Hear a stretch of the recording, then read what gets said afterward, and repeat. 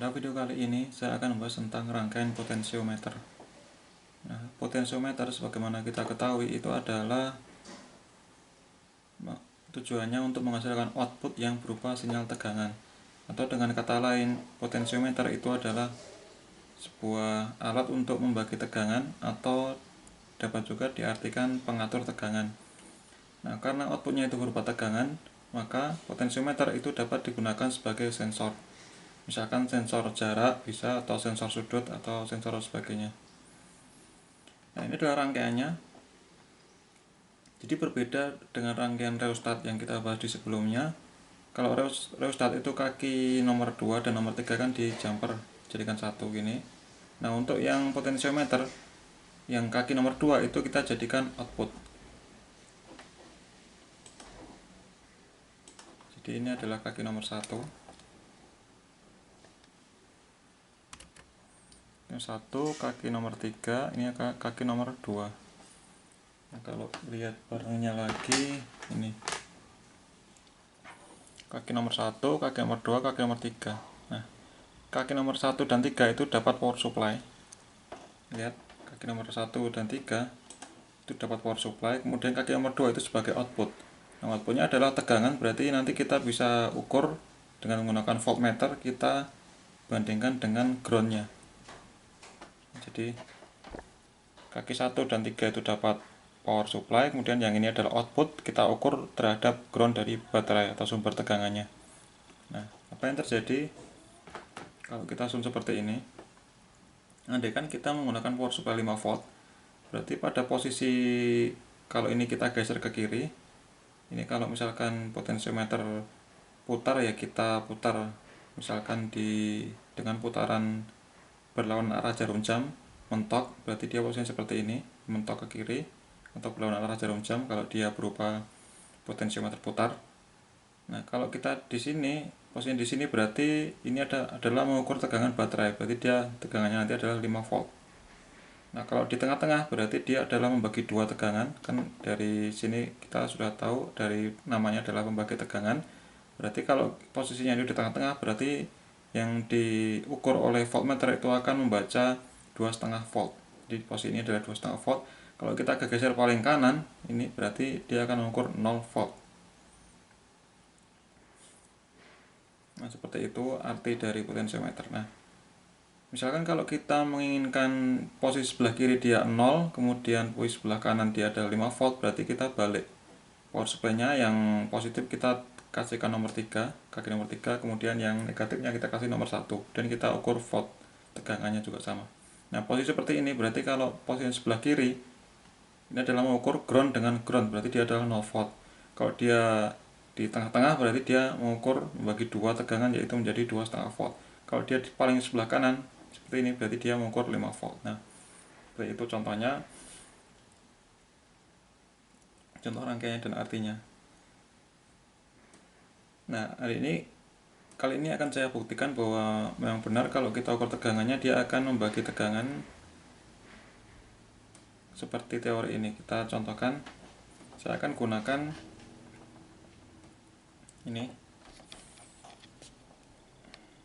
power supply-nya, saya pakai 5 volt, ini plus minusnya 5 volt. Kemudian saya akan rangkai dengan ini, yang merah ini saya rangkai. Saya gunakan potensiometer yang kecil, yang trim pot. Jadi yang 5 volt itu dapat kaki nomor 1. Ini nanti di sebelah kiri kaki 1, kaki 2, kaki 3. 1, 2, 3. Nah, kaki 1 itu dapat power supply dari baterai yaitu 5 volt. Ini kita lihat, ini positif, negatif, berarti yang baris atas ini adalah positif. Saya tunjukkan dengan ini supaya jelas. Berarti ini positif, satu baris ini positif, berarti positif ini dapat kaki nomor 1. Kemudian kaki nomor 3 itu dapat negatif. Ini ya, dapat negatif ini. Kan positif, baris positif, ini baris negatif sesuai dengan power supply ini, positif negatif. Ini positif negatif. Nah, positif negatif berarti ini positif dapat kaki 1, yang kaki 3 dapat negatif. Nah, sekarang ini yang kaki 2 itu menjadi output. Ini menjadi output. outputnya nanti kita ukur tegangannya, kita ukur terhadap yang negatifnya ini. Nah, berarti ini outputnya, ini adalah kabel output. Nah, ini nanti kita ukur tegangannya 2 ini. Nah, benarkah kalau kita putar ke kiri ini, ke kiri dia nanti 5 volt, kalau kita putar ke kanan ini, ke kiri gini, ya apakah dia mentok ini 5 volt? Kalau kita putar ke kanan mentok, apakah dia membaca 5 volt? Nah, ini sudah sesuai dengan rangkaian ini, yang merah ini yang atas. Saya coba putar ke kiri pol, ini udah mentok. Nah, sekarang saya ukur dengan voltmeter.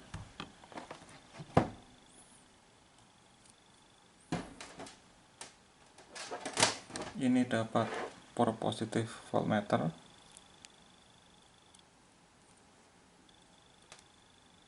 Yang ini dapat probe negatif voltmeter.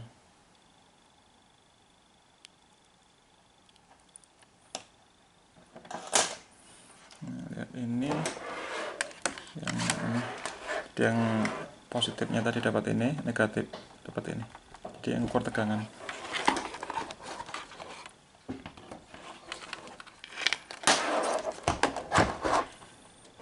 Sekarang kita buktikan, ini saya ukur dengan ring 20 volt, kan sumbernya tadi cuma 5 volt, jadi kita bisa gunakan yang skala yang 20 volt DC, ini simbol DC, simbol volt DC di 20 volt. Nah, kita on kan,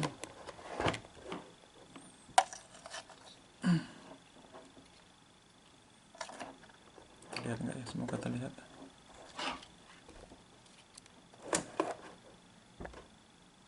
Susah ya.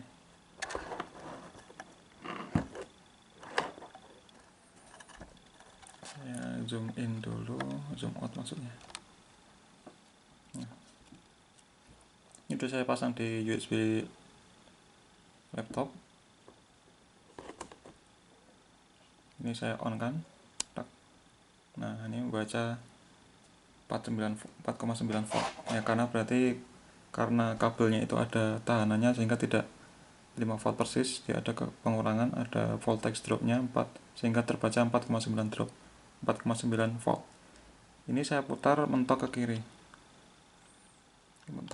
dan nggak usah lagi kalau saya pentokkan ke kanan, saya putar ke kanan secara jarum jam, maka tegangannya akan menurun. Nah, lihat menurun. Saya putar, ini belum mentok. Nah, kalau saya pentokkan sampai dia mentok, dia 0 volt. Nah, sempurna, dia 0 volt. Kalau saya putar balik lagi ke kiri atau berlawanan arah jarum jam, dia akan bertambah tegangannya. Nah, berarti ini kita bisa gunakan sebagai sensor. Kalau kita gunakan potensiometer putar, kita bisa gunakan sensor sudut. Kalau kita gunakan linear potensiometer, ini bisa kita gunakan untuk sensor jarak. Nah, ini. Jadi kalau membaca 5 volt dia 0 derajat. Kalau mentok, ini tinggal kita hitung ini berapa derajat mentoknya. Misalkan 300 derajat mentok, ya ini berarti 300 derajat itu membaca 0 volt. Kalau dia 0 derajat, dia membaca 5 volt. Nah, kalau pengen dibalik, ya ini tinggal dibalik apanya. Ini kita balik, nanti akan baca kebalikannya. Coba saya balik. Ini saya balik.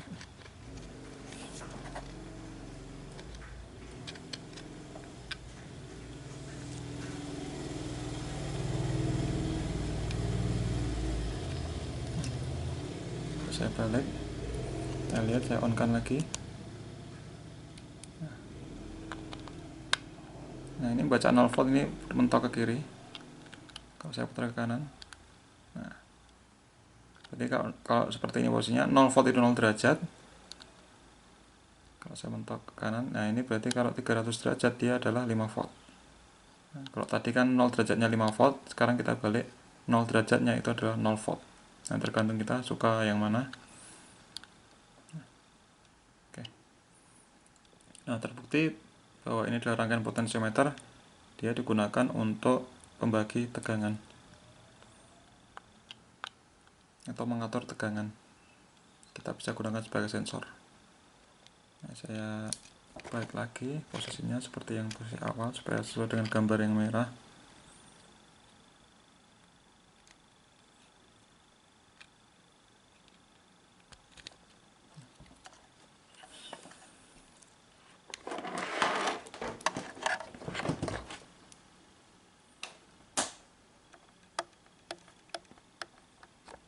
Jadi ini terbukti bahwa memang teori ini sesuai dengan kenyataannya.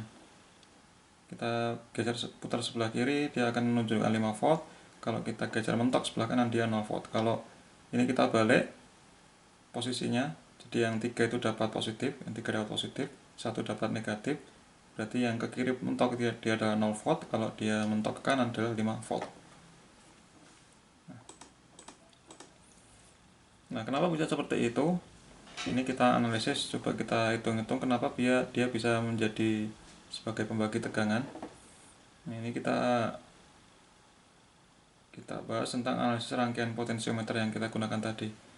Ini potensiometernya, ini adalah resistansinya, elemen resistornya. Nah, kalau ini kita ukur pakai voltmeter, posisi di sini ini adalah 5 volt, yang ini 2,5 volt di tengahnya, dan ini adalah 0 volt. Nah, rangkaian potensiometer yang atas ini kita bisa gambarkan seperti yang merah ini. Jadi ini kita bagi dua. Misalkan ini resistor totalnya dia adalah 200 ohm, berarti kalau kita bagi dua menjadi 100 ohm 100 ohm. Nah, kalau kita gunakan voltmeter di titik ini sama sini, berarti dia akan membaca 5 volt. Kalau ini ke sini dia membaca 2,5 volt. Kalau ini ke sini yang kita ukur dengan voltmeter itu adalah terbaca 0 volt. Nah, untuk melakukan pemahaman tentang bagaimana itu bisa terjadi, kita harus ingat hukum KVL atau Kirchhoff Voltage Law. Di tegangan sumbernya ini ada resistor 1, resistor 2 ini. Nah, dalam hukum Kirchhoff yang tegangan itu, tegangan sumber itu sama dengan tegangan beban.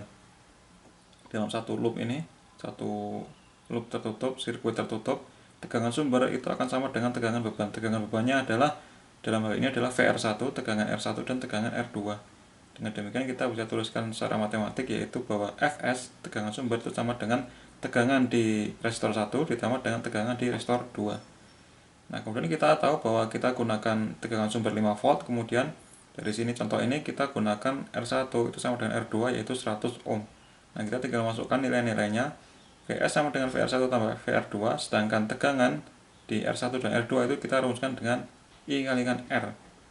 Ingat rumus V sama dengan I kali R, berarti tegangan di R1 adalah I kalikan R1, tegangan di R2 itu adalah I kalikan R2, di mana I adalah arus. Karena dia seri, berarti arusnya akan sama sepanjang dari sistem ini. Nah, ini 5 sama dengan 1, kita keluarkan I-nya, 5 sama dengan I kalikan R1 tambah R2. R1-nya adalah 100, R2-nya adalah 100, berarti 5 sama dengan I kalikan 200, sehingga arus yang terjadi dalam sirkuit ini itu adalah 5 dibagi 200, yaitu 0,025 ampere. Jadi arus yang mengalir di sini itu adalah 0,025 ampere. Nah, sekarang kita buktikan berapa tegangan di R1 dan berapa tegangan di R2. Ingat bahwa tegangan itu adalah I kalikan R, dimana karena R-nya sama, itu R1 dan R2 itu sama, berarti tegangan 1 itu sama, tegangan di R1 itu sama dengan tegangan di R2. Sehingga I kalikan R1 sama dengan I kalikan R2, yaitu 0,025 kalikan 100. 100 kan R-nya yaitu 100 ohm. Nah, maka kita ketahui bahwa tegangan di R1 itu adalah 2,5 volt. Jadi kalau kita gunakan voltmeter, kita ukur tegangan dari sini ke sini, itu adalah 2,5 volt, dari sini ke sini adalah 2,5 volt. Terbukti dari ini tadi kalau tadi kita ukurnya voltmeternya terhadap ground ya, terhadap negatifnya. Kalau ini kita ukur resistornya itu adalah 2,5 volt juga, ini 2,5 volt. Nah, jadi dengan demikian kita tahu bahwa 5 volt di sini, tegangan sumber di sini, itu akan dilawan oleh tegangan di resistor 1 dan tegangan di resistor 2, itu masing-masing 2,5 volt, 2,5 volt. Ya.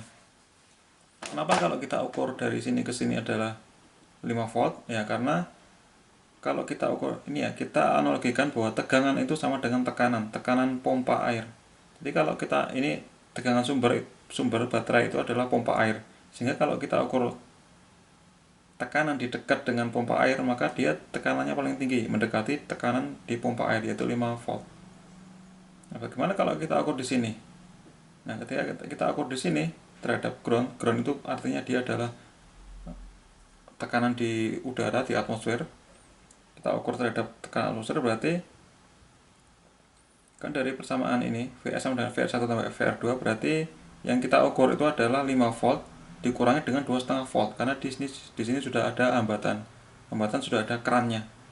Jadi kerannya dia akan membutuhkan atau dia akan membutuhkan atau dia dia menghilangkan tekanan. Jadi suatu keran yang kita agak tutup itu akan menghilangkan tekanan, sehingga yang dari awalnya 5 volt ketika melewati sebuah keran air itu akan menjadi 2,5 volt, sehingga kalau kita ukur di sini tidak 5 volt dikurangi 2,5 volt, sehingga menjadi 2,5 volt di sini. Nah, kalau kita ukur di sini itu habis, karena 5 volt dikurangi 2,5 volt dikurangi 2,5 volt, sehingga tekanannya menjadi 0. Karena kita bandingkan dengan tekanan atmosfer, kan kalau pompa dia keluar di sini, dia menuju negatif, berarti dia sudah berada di luar misalkan di sungai atau di mana, dia kan tekanan atmosfer. Jadi untuk memahami kok bisa dia di sini itu tekanannya di sini ya, di sini tekanan 5 volt, tegangannya 5 volt, karena kita ukur terhadap negatifnya dan dekat dengan sumber, dekat dengan pompa, maka dia akan paling tinggi, yaitu sama dengan pompa, yaitu 5 volt. Ketika di sini tekanannya itu sudah habis dipakai oleh yang R1 ini, yang 100 ohm, sehingga menjadi 2,5 volt. Di sini ini kan sudah ada di luar, ini kan sudah negatif, ini negatif, jadi ya udah sama, perbedaan tekanannya sama atau tegangannya sama, jadi 0 dibanding dengan 0 ya udah 0. Kalau ini 5 volt dikurangi 2,5 menjadi 2,5 volt, ini 0 volt. 0 volt 2,5 volt, ini 5 volt. Nah, semoga bisa dipahami.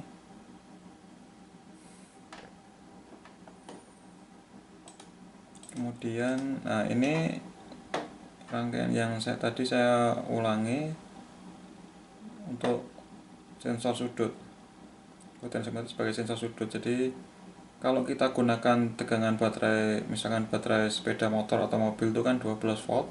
Nah, kalau powernya itu power supply-nya 12 volt, berarti kalau posisi ini kita lihat posisi yang satu ini, berarti kita ukur tegangannya itu adalah ini terhadap negatif,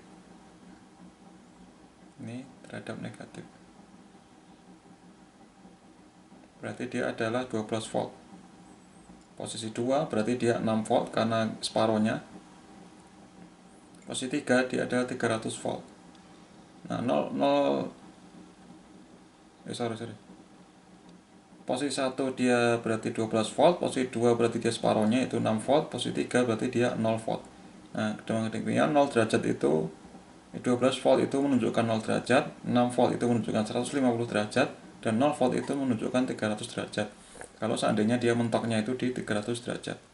Nah, kalau kita balik power supply-nya, jadi yang 3 itu dapat positif, yang seperti ini. 3 dapat positif, kemudian 1 dapat negatif. Berarti yang terjadi kebalikannya. Posisi 1 dia adalah, kita lihat di sini. Ini yang diukur ini. Berarti 0. Posisi 1 dia 0 volt, posisi 2 berarti dia 6 volt, posisi 3 berarti dia 12 volt. Jadi 0 volt menunjukkan 0 derajat, 6 volt menunjukkan 150, 12 volt menunjukkan 300 derajat. Nah, bagaimana kalau dia 3 volt? Ya udah tinggal dihitung sendiri ini berapa interpolasinya. Nah, yang perlu dipahami lagi, selain dia sebagai sensor, potensiometer juga bisa digunakan untuk mengatur arus. Kenapa? Karena kan ini tegangan outputnya itu bisa berubah-ubah, bisa kita atur, Sehingga kalau kita tingkatkan tegangannya, arus yang terjadi itu akan semakin besar kalau kita gunakan untuk beban. Nah, kalau tegangannya kita turunkan, berarti arusnya juga semakin kecil. Nah, ini yang bisa membuat kita bingung mana yang merupakan rheostat, mana yang merupakan potensiometer, karena sama-sama dia bisa mengatur arusnya. Bedanya kalau di rheostat dia mengatur arus itu dengan mengatur hambatan, kalau di potensiometer dia mengatur arus dengan mengatur tegangan. Ya, itulah bedanya.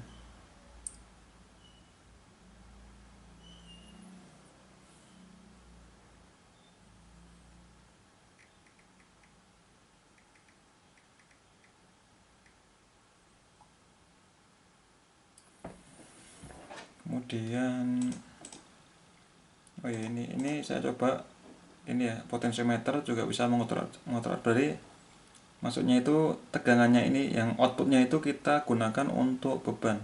Misalkan mau saya gunakan untuk lampu LED, bisa nggak dia mengatur redup terangnya LED itu dengan menggunakan potensiometer. Di video sebelumnya kita sudah mengatur redup enggaknya LED itu dengan menggunakan rheostat, kita rangkai rheostat. Nah, sekarang kita gunakan potensiometer.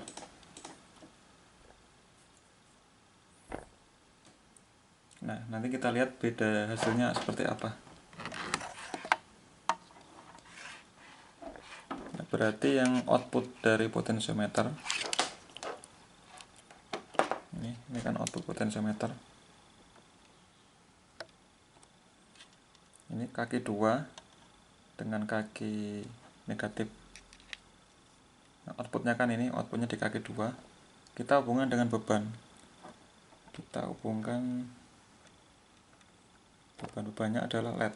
Nah, LED, karena LED itu tegangan arusnya itu kita harus atur supaya kurang lebih 200 mA, maka saya gunakan ini resistor 150 ohm ke sini.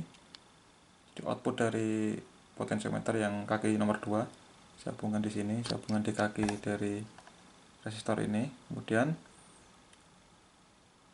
output dari resistor ini saya hubungkan dengan LED ini, positif LED.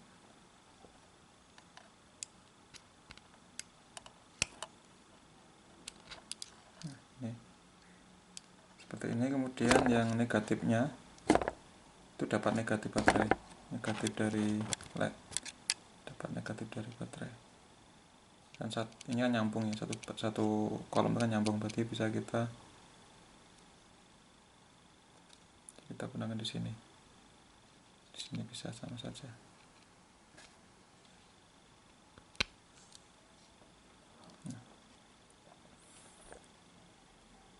Nah, di sini sesuai dengan gambar ini, kalau kita putar ke kiri, dia akan semakin terang karena tegangannya mendekati 5 volt. Kalau kita putar ke kanan, dia akan semakin redup. Nah, di rheostat, di variabel resistor, di rangkaian rheostat, kita tidak bisa mematikan LED. Kalau kita mentokkan di sebelah kanan, dia redup. Nah, bagaimana dengan potensiometer? Bisakah dia redup atau dia bisa sampai mati? Kita lihat. Nah,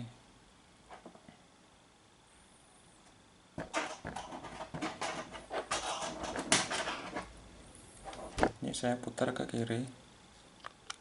Sudah mentok ya, sudah mentok ke kiri. Kalau saya putar ke kanan,